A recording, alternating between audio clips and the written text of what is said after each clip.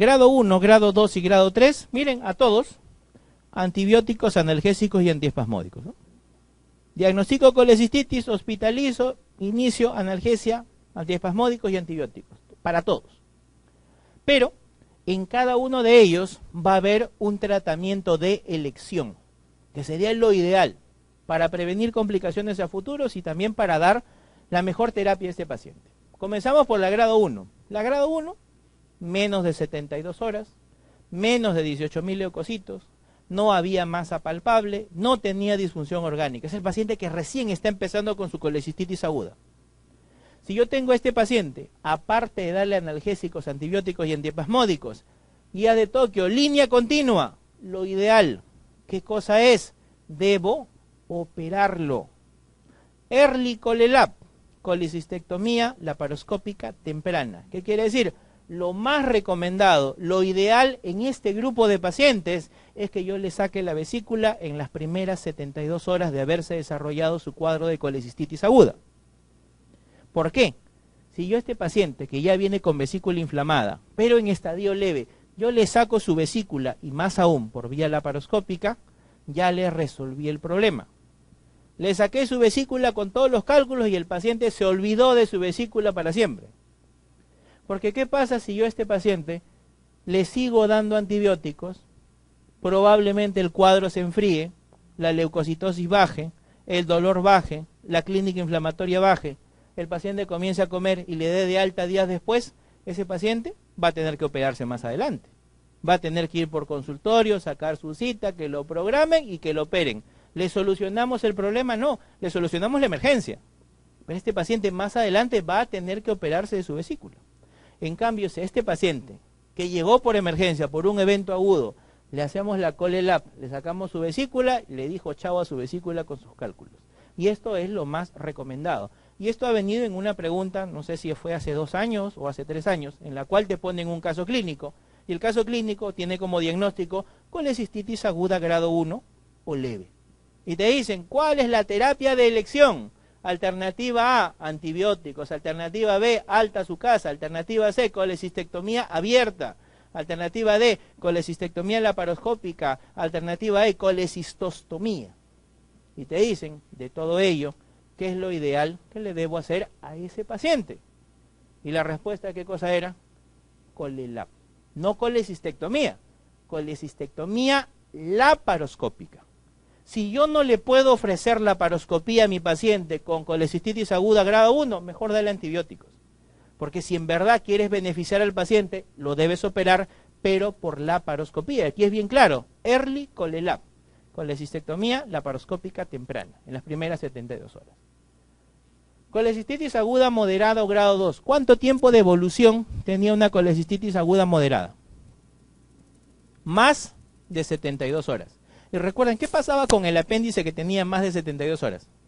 Se plastronaba. Acá también se puede plastronar. Eso es lo que en alguna clínica o en algunos hospitales dicen es la colecistitis subaguda. Y si es colecistitis subaguda, al igual que el plastrón apendicular, ¿qué es lo que se hace?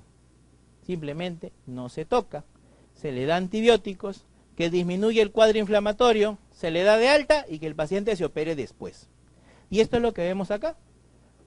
Paciente con colecistitis aguda grado 2, le doy antibióticos, analgésicos y antiespasmódicos, terapia ideal. Sigo dándole antibióticos, espero que se enfríe el cuadro, le doy de alta y que el paciente se opere de forma electiva semanas después. Enfriamos el cuadro. Eso es lo ideal para una colecistitis aguda moderada grado 2, más de 72 horas de evolución, las llamadas colecistitis subaguda. ¿De acuerdo? Pero ¿qué pasa si mi paciente que tiene colecistitis aguda moderada o grado 2 tiene signos de inflamación local marcada? Nos acordamos cuáles eran los signos de inflamación local marcada.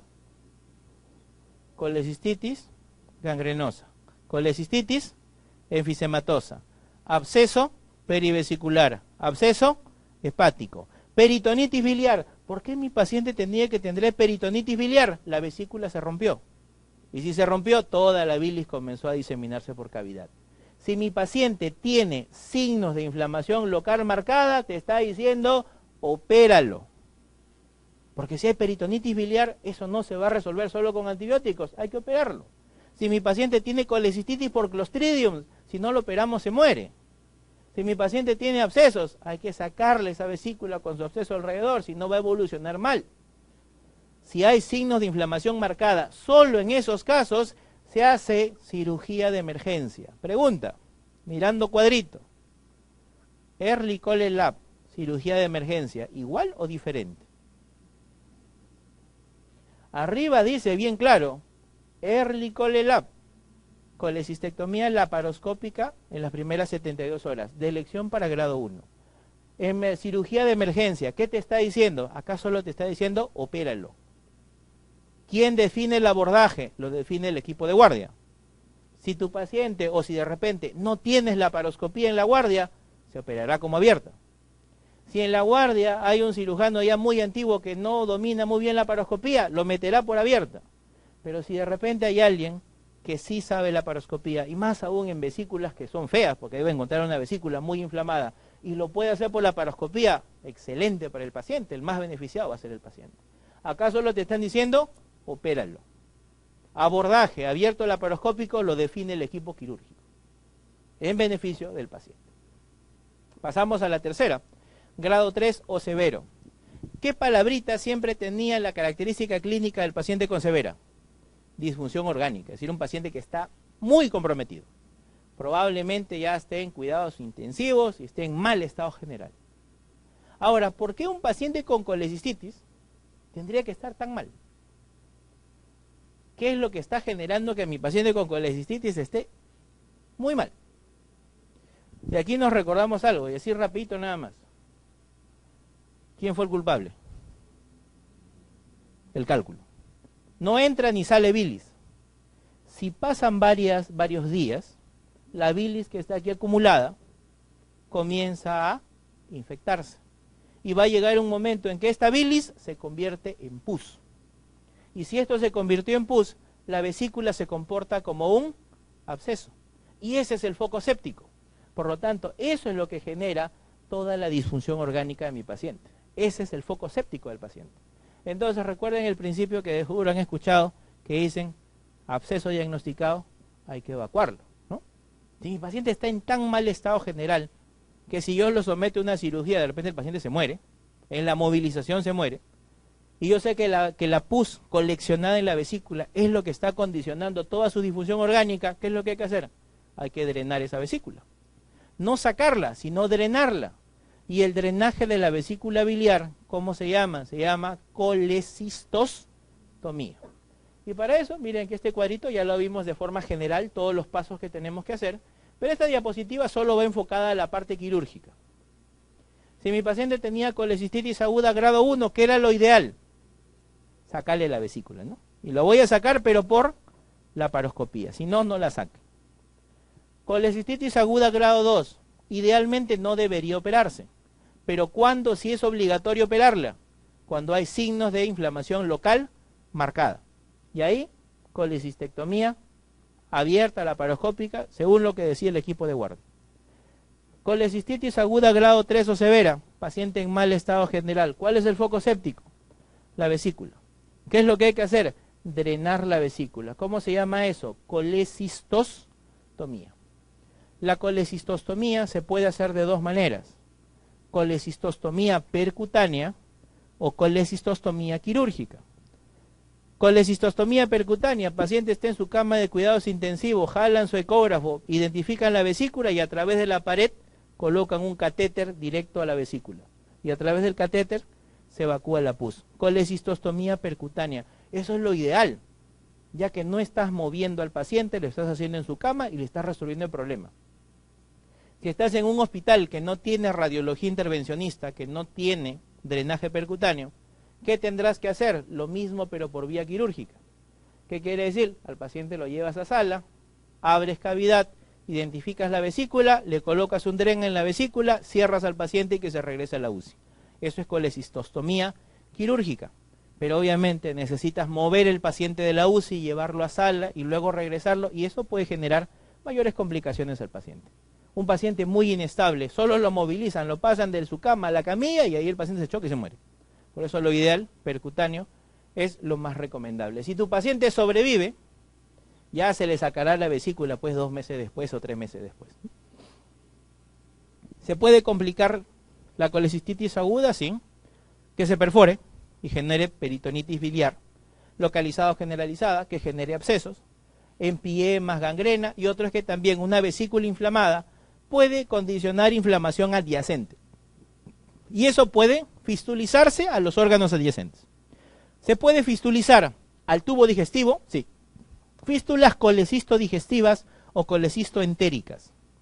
¿Cuál es la fístula colecisto-digestiva o entérica más frecuente? La que se da entre la vesícula y el duodeno. Fístula colecisto-duodenal es la fístula más frecuente que se encuentra en un paciente que ha tenido colecistitis aguda. Ahora, no solo se va a fistulizar al tubo digestivo, también se puede fistulizar a las vías biliares, al hepático común, al colédoco. ¿Y eso cómo se llama? Fístulas colecistobiliares o síndrome de Mirici. ¿Sí? Y otro es que, si mi paciente ha tenido una fístula colecistoduodenal, a través de esa fístula pueden pasar los cálculos y estos cálculos generar cuadros obstructivos. Y esos cuadros obstructivos se llama ilio biliar.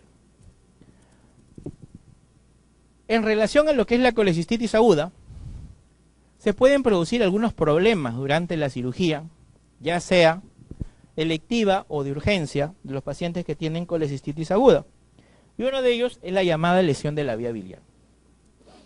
Esta lesión de la vía biliar se presenta en pacientes que aparentemente pudieran haber estado sanos previamente. Se puede lesionar de vía biliar en pacientes que tienen cirugía abierta o cirugía laparoscópica, pero se dice que la mayor incidencia ocurre en laparoscopía. ¿Qué más debemos tener en cuenta? En colecistectomía laparoscópica, las lesiones generalmente son más altas. ¿A qué me refiero con alta? Lesiones del hepático derecho, hepático izquierdo, la confluencia, hepático común. Lesiones bien arriba del tracto biliar. En cambio, en colecistectomía abierta, las lesiones son un poquito más distales, hepático común, colédoco. ¿Por qué es importante recordar esto? Mientras yo más me acerca al hígado, ¿de qué calibre son los ductos biliares? Son más delgaditos. Por lo tanto, mientras más delgaditos son, más pequeños son, más difíciles de reparar. Por eso se dice que en la laparoscopía, lesiones altas, y estas son mucho más severas, porque son más difíciles de reconocer y de reparar, peor aún. ¿Por qué se produce lesión de la vía biliar? Error en la identificación anatómica, confusión de si es cístico, si es hepático común, hacen un clipaje y al final era la vía biliar y esta terminó seccionada. Errores técnicos durante la cirugía, que el paciente venga con defecto de fábrica, que venga con conductos aberrantes y eso provoque una confusión y que haya lesión de la vía biliar, o que el paciente tenga un cuadro inflamatorio que altere toda la anatomía y te haga incurrir en una falsa identificación de conductos y en una anómala identificación de los mismos y poder lesionarlos. Recuerden que lo ideal siempre es reconocer durante el acto quirúrgico que ha ocurrido una lesión de vía biliar, ya que si esta no se reconoce en el mismo momento y el paciente sale a sala de hospitalización y comienza a hacer la evolución posterior a la cirugía, la identificación, el manejo puede ser diferente, la evolución puede ser tórpida y puede tener mayores complicaciones. Normalmente cuando se hace una colecistectomía y no se ha perforado la vesícula biliar, no tendría por qué haber bilis en el campo operatorio. Pero si yo hago la colecistectomía y veo que hay bilis en el campo operatorio y la vesícula está intacta, ¿qué quiere decir? Se ha lesionado un ducto biliar. Si es que eso ha ocurrido, lo mejor, hacerle una colangiografía intraoperatoria. De esa manera yo voy a identificar qué ducto es el que está lesionado, qué tipo de lesión es y en ese mismo momento intentar reparar el problema. ¿Qué puede haber ocurrido? Que mi paciente tenga un conducto accesorio que va del hígado a la vesícula. Eso se llama conducto de Luschka. Y si es que esto es lo que tiene el paciente, simplemente ligar ese conductito aberrante y se acabó el problema. El detalle viene cuando hay lesión de la vía biliar, hepático común, cuando hay lesión de colédoco. Ahí sí es diferente. ¿Qué es lo que debemos tener en cuenta? Si mi paciente tiene una laceración de la vía biliar del menos del 25% de la circunferencia, lesión no térmica, no quemadura con electrocauterio, de repente lesión con la tijera al momento de hacer el corte. ¿Qué es lo que hay que hacer? Suturar el defecto y ponerle un Drenker por debajo de la perforación. ¿Qué pasa si mi paciente tiene una sección completa? Identificaron la vía biliar, le pusieron un clip pensando que era el cístico y cortaron y amputaron completamente la vía biliar. Si es que esto ocurrió, lo ideal es hacer una cirugía mucho más compleja.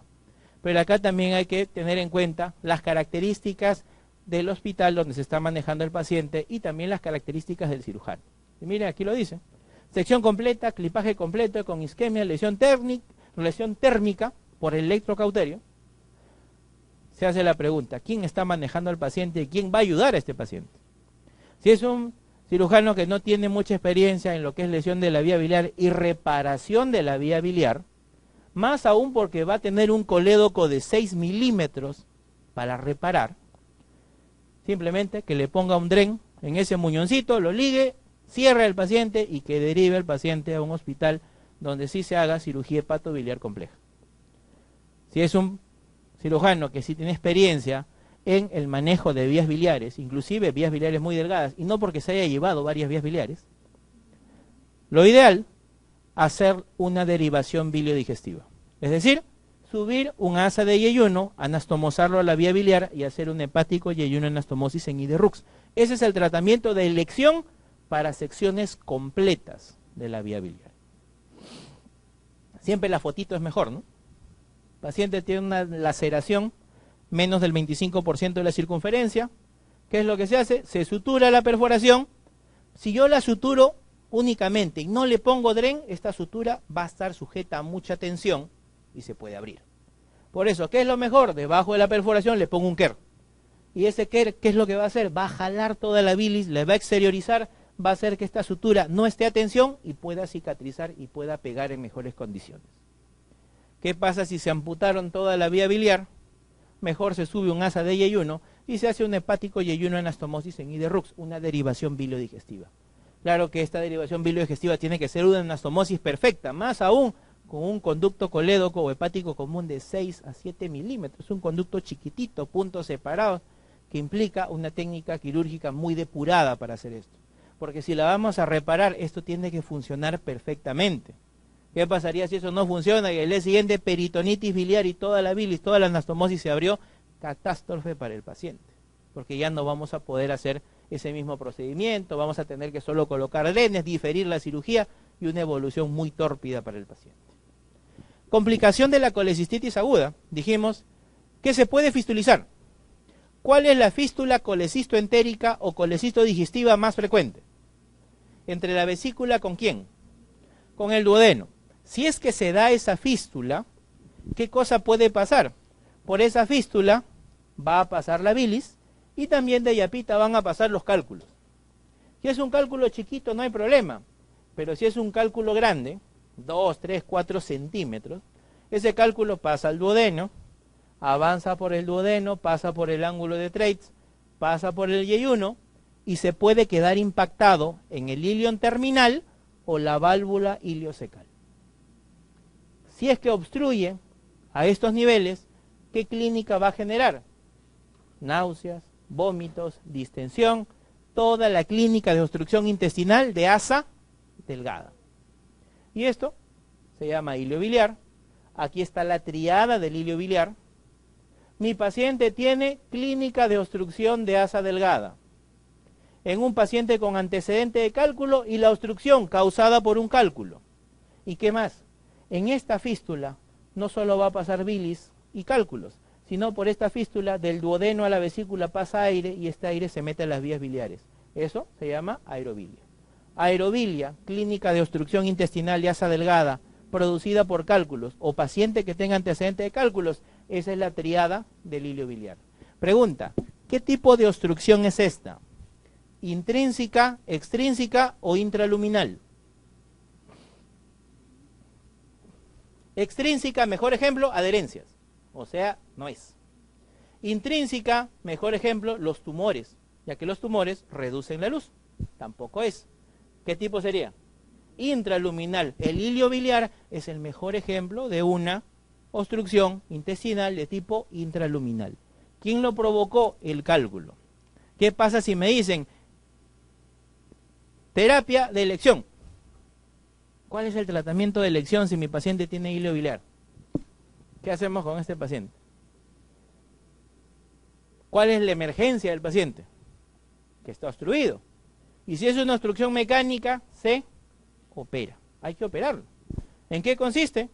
Se hace la cirugía abierta laparoscópica, se identifica el asa intestinal donde está ubicado el cálculo, se abre el intestino, se saca el cálculo y se cierra el defecto que hemos provocado o que hemos hecho la enterotomía, ¿no? Ese es el tratamiento de elección. Y dirán, ¿y la vesícula con la fístula? Esa, déjala ahí. No va a pasar nada. Ya se tratará en tiempo posterior. Aquí la emergencia es la obstrucción y hay que solucionar la obstrucción. ¿De acuerdo? Ahora, para que un paciente tenga hilo biliar, tiene que tener fístula. Por lo tanto, tiene que tener vesícula. Si por ahí en algún cuadro clínico le ponen paciente colecistectomizado, simplemente ese no es hilo biliar, porque tiene que tener fístula y tiene que tener vesícula. ¿De acuerdo? Ahora, lo normal es que la vesícula se fistulice al duodeno y dé su hilo biliar como complicación. Pero ¿qué pasa si la vesícula se fistuliza al estómago o se fistuliza muy cerca del píloro? ¿Provocaría obstrucción? Sí, pero provocaría una obstrucción mucho más alta todavía. Y eso tiene un nombre, se llama síndrome de Bouveret. ¿Qué cosa es? Es cuando la vesícula se fistulizó al estómago o a la salida del estómago y generó una obstrucción muy alta en el paciente. ¿Bien? Diferentes manifestaciones clínicas con respecto a estos cálculos. Listo.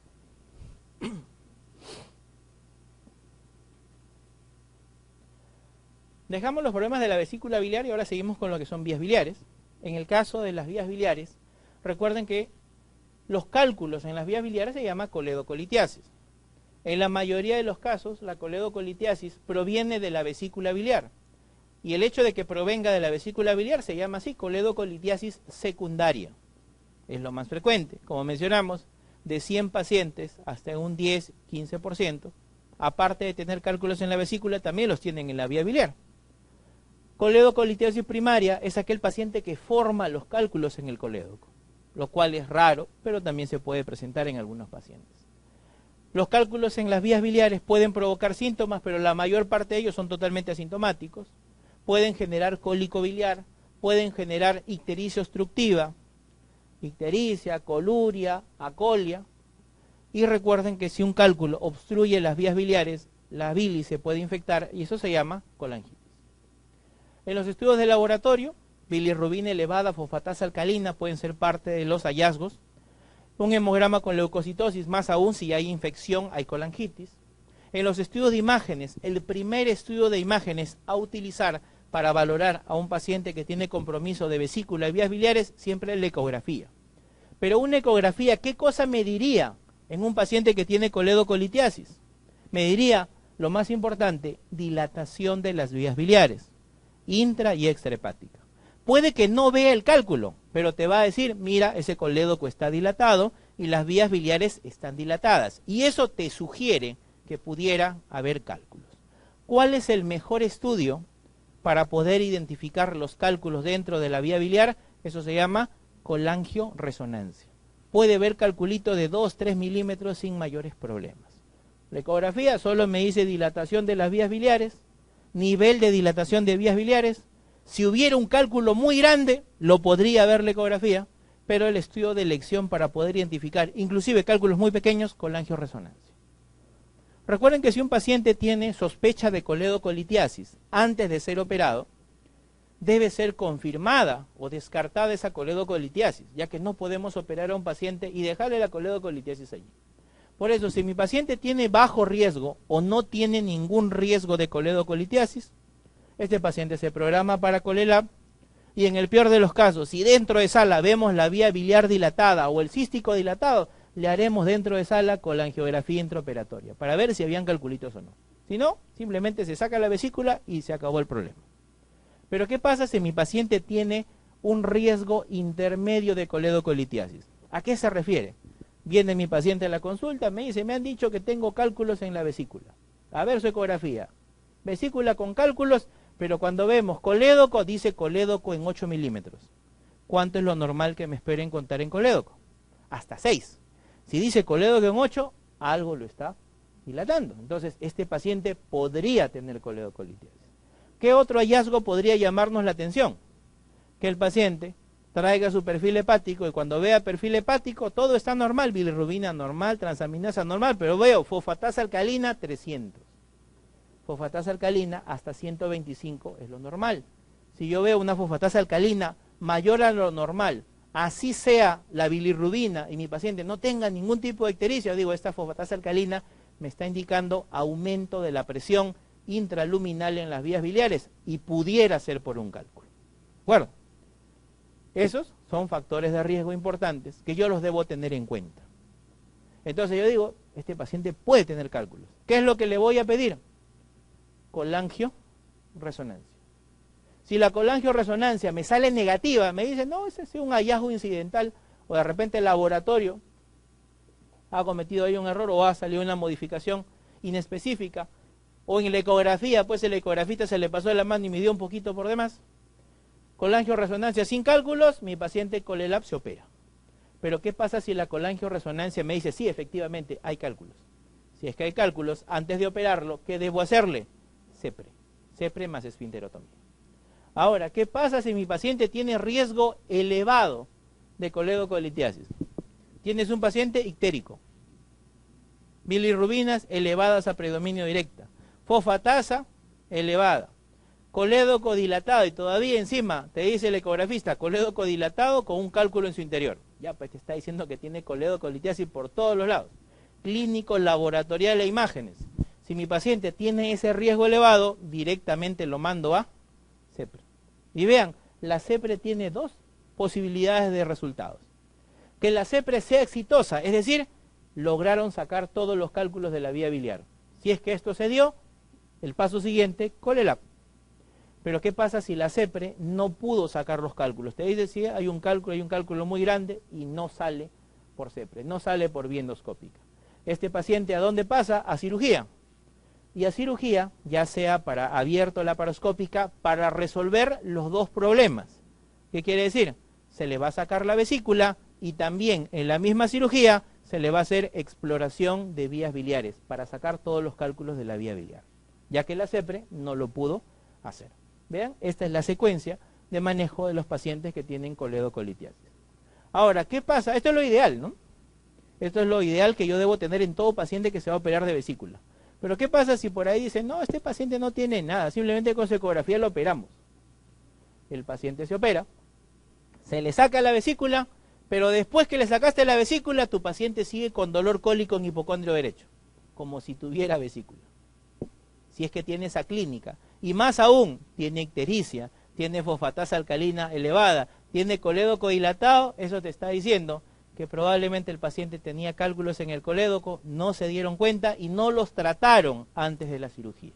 ¿Cómo se llama eso? Eso se llama coledocolitiasis residual.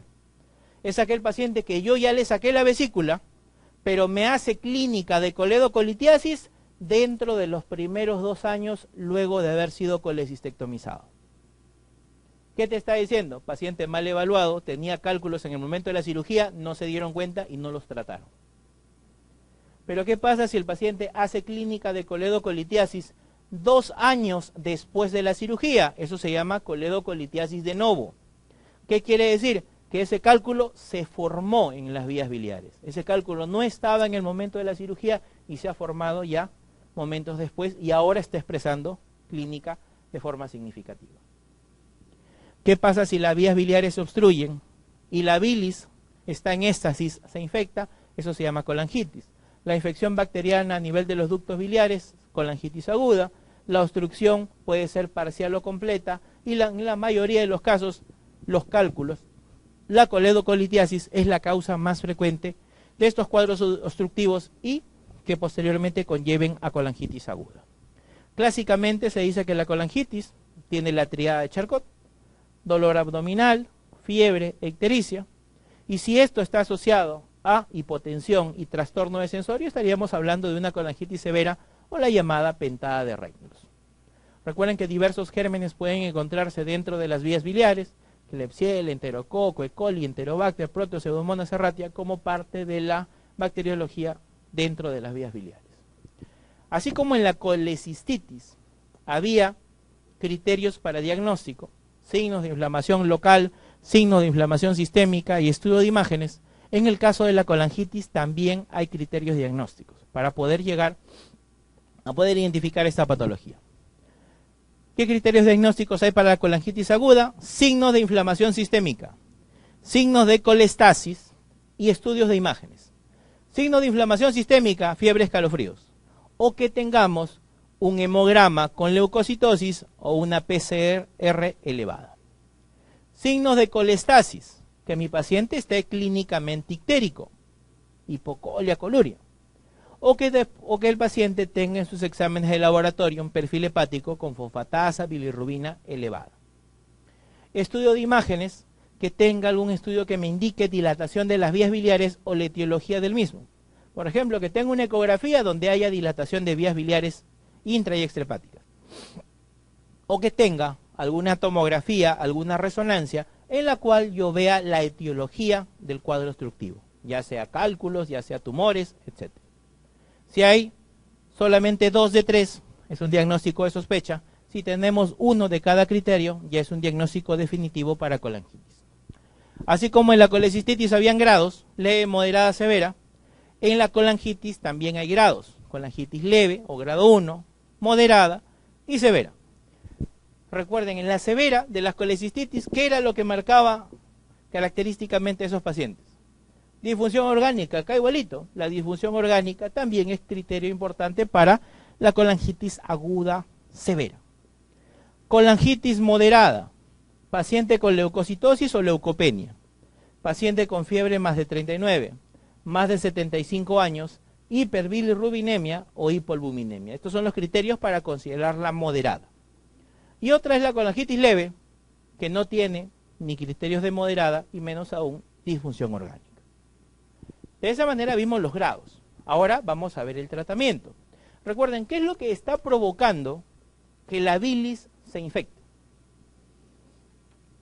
Un cuadro obstructivo. ¿Qué es lo que obstruye con mayor frecuencia las vías biliares? Los cálculos. Si tenemos en cuenta que la colangitis se produce por un cuadro obstructivo, el tratamiento no solo va a ser darle antibióticos para combatir la infección, sino también parte del tratamiento va a ser drenar la vía biliar, solucionar el problema obstructivo. Eso es lo que debo tener en cuenta para tratar una colangitis. Por un lado, antibióticos y por el otro lado, descomprimir o desobstruir las vías biliares. Porque de nada me serviría darle el antibiótico de mayor amplio espectro y que todavía las vías biliares sigan obstruidas. La colangitis va a persistir, así le des el mejor antibiótico. Y para ello, vean ustedes acá, tenemos más o menos cómo sería la secuencia en el manejo de las distintas colangitis. Grado 1, grado 2 y grado 3. Colangitis leve, paciente estable, paciente sin disfunción orgánica.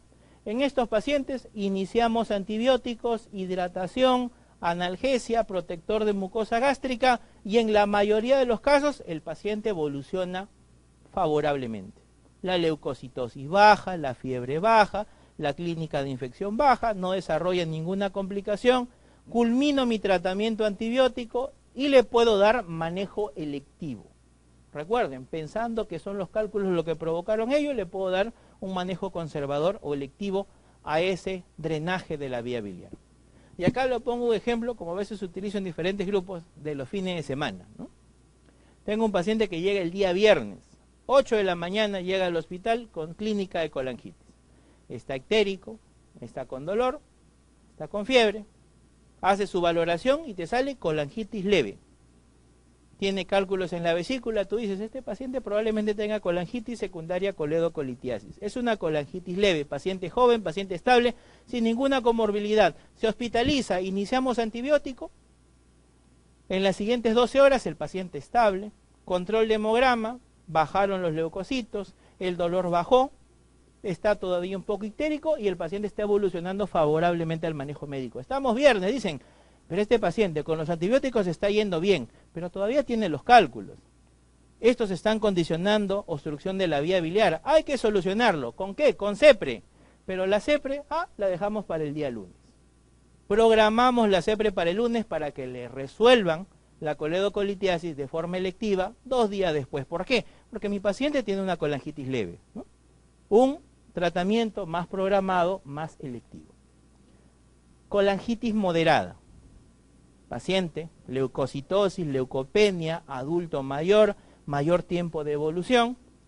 Acá dice, piedra angular del tratamiento, drenaje biliar precoz. Antibióticos, medidas generales. ¿Qué quiere decir? Mi paciente igualito, llega el viernes con su episodio de colangitis, le hace su valoración, inicia antibióticos, medidas generales, dice, esta es una colecistitis moderada. Estamos fin de semana. De repente evolucione bien con los antibióticos, pero eso no es seguro. Si de repente le damos solo antibióticos y no mejora y estamos fin de semana y no hay nadie que le haga la CEPRE, no. Programamos CEPRE para el día siguiente. El paciente en las 24 horas siguientes tiene su CEPRE y tiene su descompresión y drenaje de la vía biliar. Con esto me aseguro de que la vía biliar está limpia, más los antibióticos, buena evolución del paciente. Tercer paciente, tercer ejemplo, paciente con colangitis severa. Diferente lugar, paciente en shock trauma, hipotenso, taquicárdico, está iniciando inotrópicos, le inicias antibióticos y te das cuenta, colangitis severa, está por cálculos. Este paciente está yendo a la disfunción orgánica, hablas con el gastroenterólogo, el mismo viernes al mediodía le están haciendo la CEPRE al paciente. Vean ustedes el momento de hacer la CEPRE para cada uno de ellos. El momento de la descompresión de la vía biliar. Si es una leve, puedo diferirlo y hacerlo electivo. Si es una moderada, debe ser en las 24 horas siguientes. Si es una severa, debe ser en las horas siguientes a haber hecho el diagnóstico. Debo descomprimir la vía biliar de manera rápida en estos pacientes. Recuerden, siempre para drenar la vía biliar, debo empezar por el método menos invasivo posible. ¿Cuál es el método menos invasivo posible? ¿Una CEPRE o una cirugía? Obviamente la CEPRE. Así mi paciente tenga colangitis severa, si yo le puedo hacer CEPRE, es lo mejor que le puedo hacer a ese paciente. Porque si la CEPRE no funciona, ¿qué me queda? Operarlo. Pero ¿qué pasa si de frente lo opero y la operación y la cirugía no va bien? Ya no me queda otra alternativa. Ya me quedé sin alternativas de manejo a este paciente. Por eso, siempre drenaje biliar y antibióticos es lo importante. ¿En qué varía el drenaje biliar? El momento del drenaje biliar, ya sea para la leve, ya sea para la moderada y ya sea para la severa. ¿Cómo puedo drenar la vía biliar? Endoscópicamente, CEPRE, percutáneamente, que es la colangiotransparieto hepática, o quirúrgicamente colocarle un Drenker en las vías biliares. Y aquí lo vemos, mira, ahí está, la colocación del Drenker dentro de las vías biliares, o Dren en T, para poder solucionar los cuadros obstructivos de las vías biliares. Dejamos ahí la colangitis, y ahora pasamos a ver la dilatación quística de las vías biliares. Ese es el nombre ideal que debería dársele, ¿no? Dilatación quística de las vías biliares, más que quiste de colédoco. ¿Por qué? Porque la clasificación a la cual hace referencia esta patología no solo involucra al colédoco, sino involucra casi todas las vías biliares. Pero clásicamente se le dice quiste de colédoco. Este es un problema congénito de las vías biliares. O como yo a veces le digo a los residentes, este es defecto de fábrica. ¿Por qué? El paciente ya viene falladito desde que nace. Y acá recordamos características anatómicas. Figura de la izquierda. Duodeno, colédoco, Wirsung. La unión colédoco con Wirsung, ¿qué cosa forma? Ampolla de Vater. La ampolla de Vater tiene su esfínter, que se llama el esfínter de Oddi. ¿Y todo eso a dónde desemboca? Segunda porción del duodeno. Es anatomía normal. Pregunta, ¿cuánto mide un colédoco? Colédoco normal. 5 o 6 milímetros. ¿Cuánto mide un Wirsung? Normal. 1 milímetro. Quiere decir que normalmente colédoco es mucho más ancho, Wirsung más delgadito. Esta es la anatomía normal. Ahora vamos a lo patológico. Lo normal es que los dos se unan, formen un conducto común y todo esto se vaya al duodeno.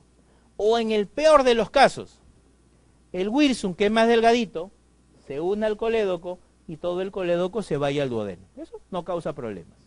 Pero ¿qué pasa si se da al revés? Miren acá. El wirsum, que es de 1 milímetro, es el que se va directamente al duodeno, y el colédoco es el que se le une por un costado al wirsum. Tráfico de Lima. 4 carriles, un carril, intersección. ¿Qué va a pasar con esta intersección aquí? El wirsum no tiene problemas, pero ¿quién sí tiene problemas para hacer el pasaje o el descarga de la bilis? El colédoco. ¿Qué va a suceder? La bilis va a pasar por gotitas, ¿no? Y va a haber gran parte de la bilis que se va a quedar acumulada en el colédoco. Si esto sucede, y esto se da por semanas, meses y años, mi colédoco de 6 milímetros termina siendo colédoco de 8, 10, 12, 15 centímetros. Y esto se da a lo largo de los primeros años de la vida. Y esto es lo que condiciona pues esa dilatación quística del colédoco. Por decir, como acabamos de ver, defecto de fábrica, ¿no? Defecto de la unión biliopancreática. Y esto obviamente no se da en todos los pacientes. Como esto es desde el nacimiento, la clínica va a ser en los primeros años de vida. Pacientes, niños, adolescentes o adultos jóvenes, sobre todo del género femenino, no solo van a afectar colédocos, sino también se van a afectar las vías biliares intra y extrahepáticas. ¿Qué debemos tener en cuenta? Hay una clasificación para la dilatación quística de las vías biliares, se llama clasificación de Todani. Y esta clasificación de Todani está dada en 5 tipos. El tipo 1 es el tipo fusiforme del colédoco, y este tipo 1 es el más frecuente, ¿no?, de todos. Es el quiste de colédoco puro, por así decirlo. El tipo 2 es una dilatación diverticular del colédoco, es decir, el colédoco está normal, pero le salió un saquito al costadito. Ese es el tipo 2. El tipo 3 es una dilatación del colédoco distal, o también llamado colédoco cele. Tipo 4 se subdivide en 2, 4A y 4B. 4A, dilatación de las vías biliares intrahepáticas y también de las extrahepáticas. 4B, solo dilatación de las vías biliares extrahepáticas. Y el grado 5, solo dilatación quística de las vías biliares intrahepáticas. Al grado 5 también se le conoce con un nombre particular, se le llama enfermedad de Caroli. Eso es lo que encontramos en la clasificación de todos estos quistes de colédoco. Ahora, un paciente que tiene dilatación quística de las vías biliares va a acumular bilis en esos quistes. ¿Qué pasa cuando la bilis está retenida en algún sitio o está en éstasis? ¿Qué va a pasar? Translocación bacteriana, se infecta y ¿qué cosa condiciona? Colangitis. Por lo tanto, la colangitis viene a ser el cuadro clínico más frecuente, por lo cual estos pacientes van a acudir a la emergencia. O lo que clásicamente se dice, ¿cuál es la triada del quiste de colédoco? Dolor en hipocondrio derecho, masa en hipocondrio derecho, ictericia. Esa es la triada del quiste de colédoco. Dolor, ictericia, ¿por qué? Porque esos son los signos de colangitis que tendría mi paciente, ¿no? Y obviamente, ¿cuál sería el grupo etario del que vamos a encontrar? Vamos a poder identificar estos pacientes, pacientes jóvenes, adolescentes, del género femenino con dolor, masa, ictericia.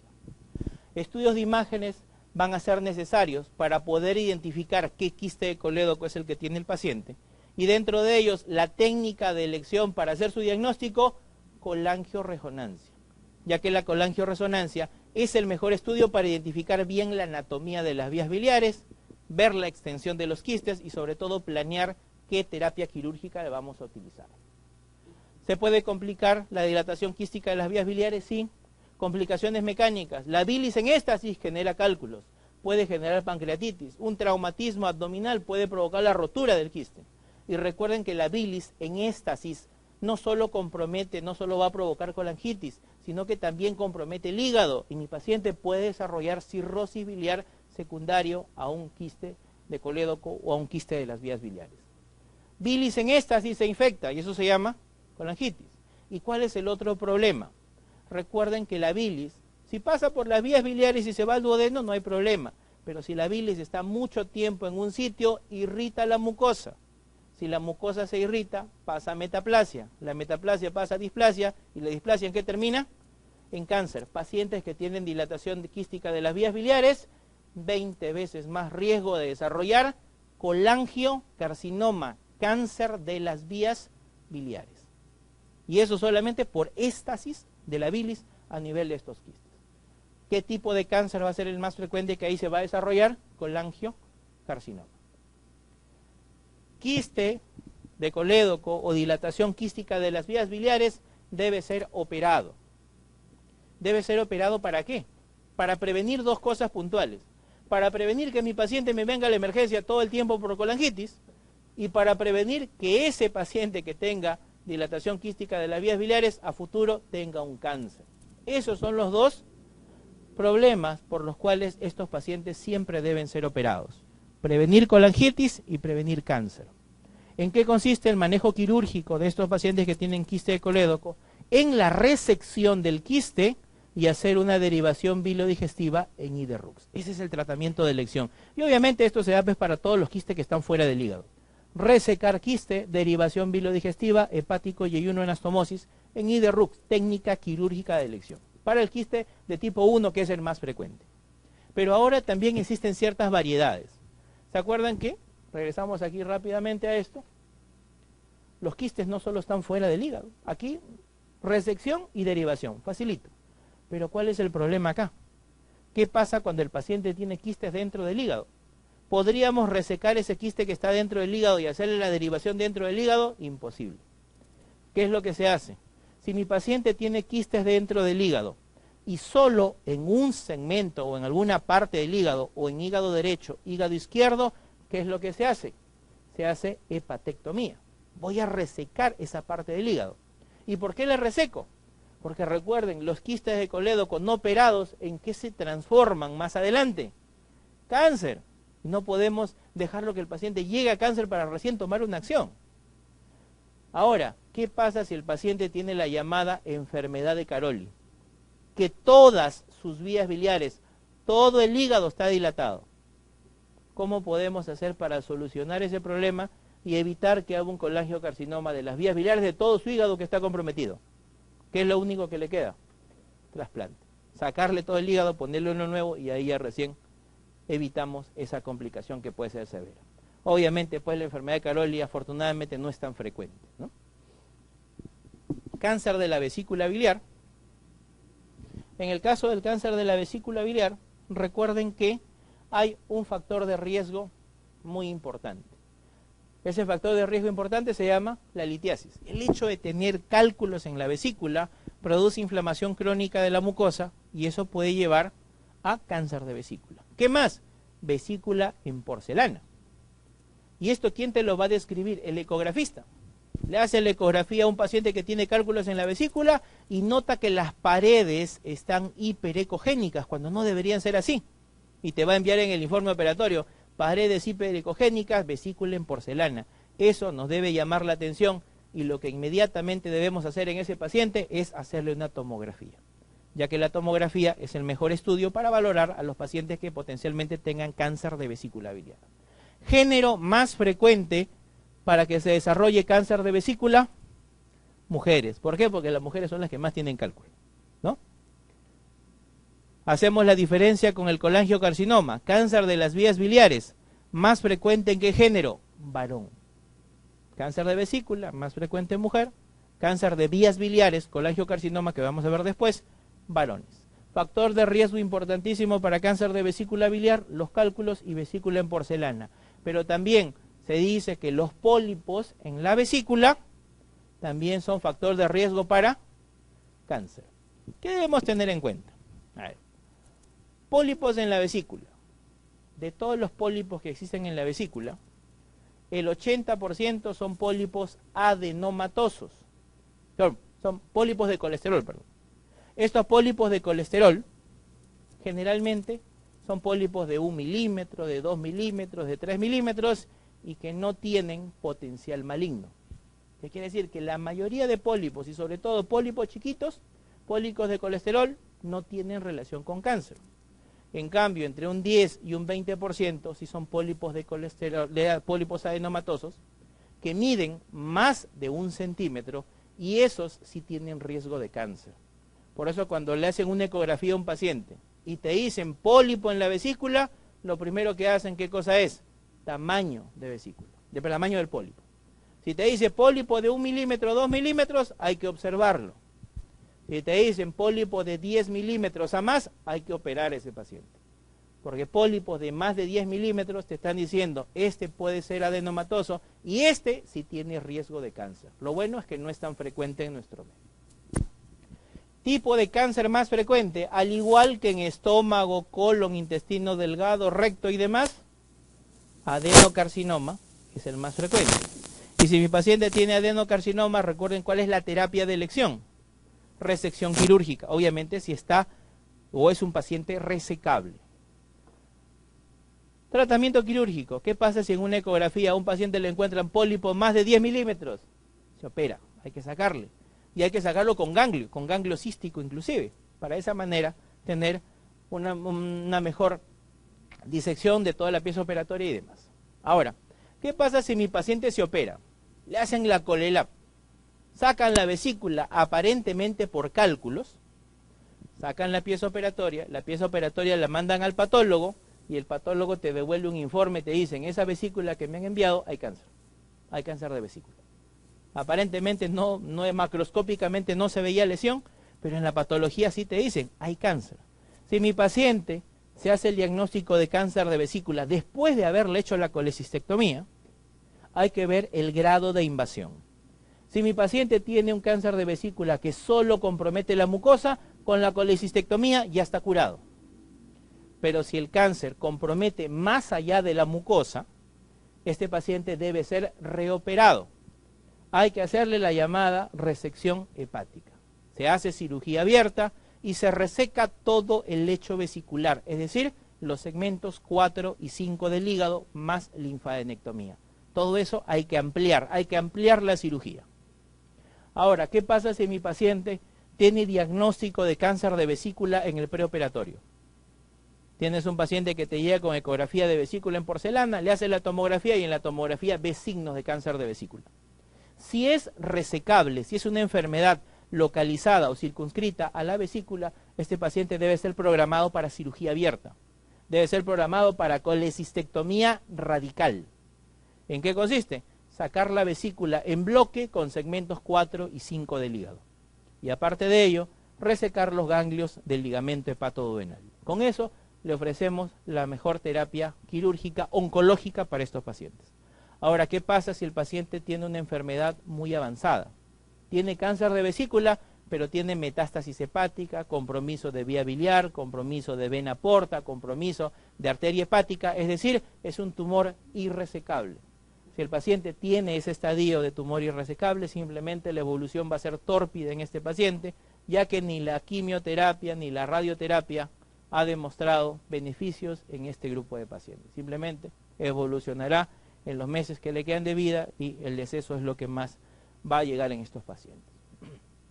Colangiocarcinoma, cáncer de vías biliares, como mencionamos, más frecuente en varón.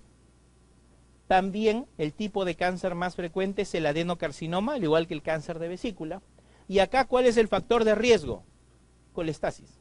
Es decir, todo lo que haga que la bilis esté en éstasis y no circule adecuadamente, riesgo de colangiocarcinoma. Por eso que cuando hablamos de quiste colédoco, éstasis de la bilis, este era un riesgo para colangiocarcinoma. ¿Qué es lo que describen en estos pacientes? Ictericia obstructiva y baja de peso. ¿Ves? La clínica más significativa. ¿Marcadores tumorales se pueden elevar? Sí, CA19-9, pero acá tengamos en cuenta algo. Este marcador no es específico para cáncer de vías biliares, ya que también se puede elevar en cáncer de cabeza de páncreas.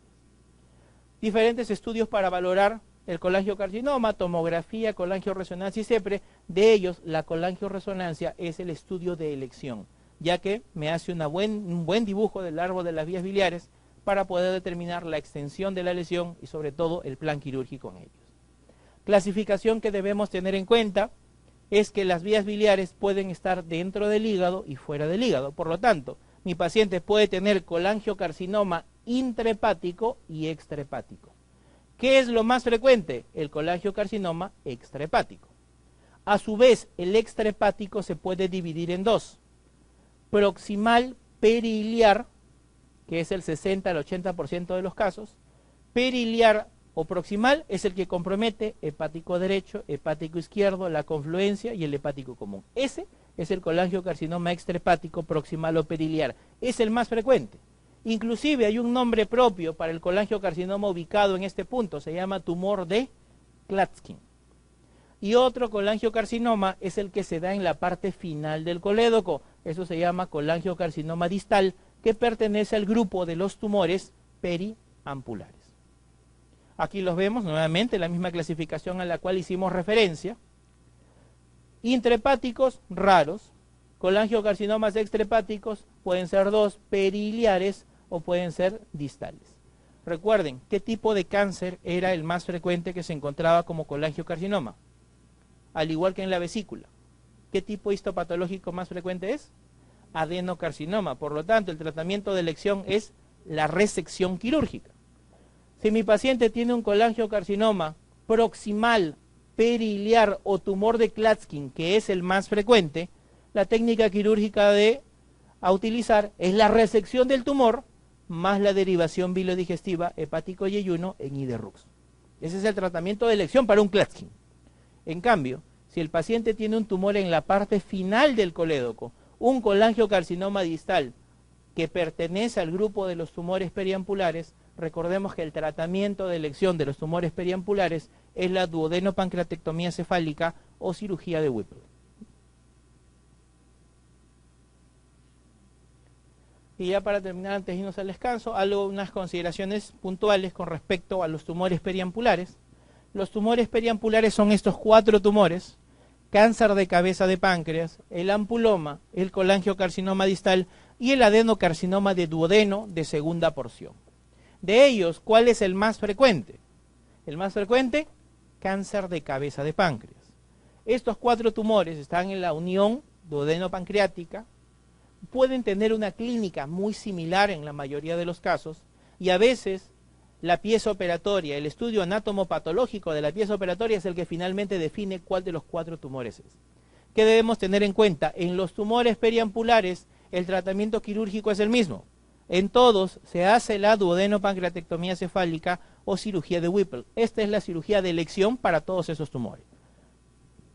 Vemos en esta imagen cómo los tumores periampulares pueden invadir las vías biliares, el conducto de Wilson, y esto puede generar una dilatación distal de las vías biliares, que compromete el colédoco, que compromete el cístico, que compromete la vesícula biliar y las vías biliares intrahepáticas, generando un hígado colestásico y una vesícula marcadamente distendida e indolora. Eso tiene un nombre, se llama vesícula en Croboser-Terrier, lo cual indica que hay un cuadro obstructivo a nivel distal de las vías biliares. ¿En qué patologías? Por ejemplo, cáncer de cabeza de páncreas, colangiocarcinoma distal, ampuloma. En ellos podemos encontrar una vesícula marcadamente distendida como ello. ¿Qué me indica una vesícula en Croboser-Terrier? Que hay una obstrucción distal de las vías biliares. Nada más. Y recuerden que es vesícula palpable, indolora. Aquí podemos ver la clínica más frecuente de los 4 tumores periampulares. Cáncer de cabeza de páncreas, ¿qué es el más frecuente? Dolor abdominal, ictericia y baja de peso. Por eso algunos dicen, cáncer de cabeza de páncreas, ictericia dolorosa. En cambio, colangiocarcinoma produce ictericia y baja de peso, es decir, una ictericia indolora. Recuerden que los cánceres de cabeza de páncreas son los que más se asocian a la presencia de dolor abdominal. Los dos van a estar ictéricos, pero característicamente en el cáncer de páncreas, aparte de la ictericia, baja de peso, síndrome consuntivo, el paciente refiere mucho dolor abdominal. El ampuloma tiene ictericia ondulante. ¿A qué se refiere? Cuando el ampuloma crece, obstruye colédoco y obstruye Wilson. Va a llegar un momento de la evolución que el ampuloma es tan grande que se parte, se rompe. Y al romperse, genera 2 cosas: sangrado, HDA, y también genera que el colédoco se permeabilice, y por lo tanto la bilis pasa al duodeno y la ictericia baja y se normaliza. Cuando el ampuloma vuelve a crecer, vuelve a obstruir el colédoco y el paciente vuelve a tornarse ictérico. Por eso se dice, la clínica del ampuloma es ictericia ondulante asociada a hemorragia digestiva alta y asociada a anemia. En el caso de la neoplasia duodenal, los tumores pueden crecer de manera tan significativa que pueden ocluir la luz del duodeno y generar obstrucción intestinal, o en otros casos, los tumores pueden ser ulcerados y pueden generar clínica de hemorragia digestiva alta, melena, hematemesis. Y para finalizar, recuerden que todos ellos van a ser sometidos a duodeno-pancreatectomía cefálica o cirugía de Whipple, que es la técnica de elección.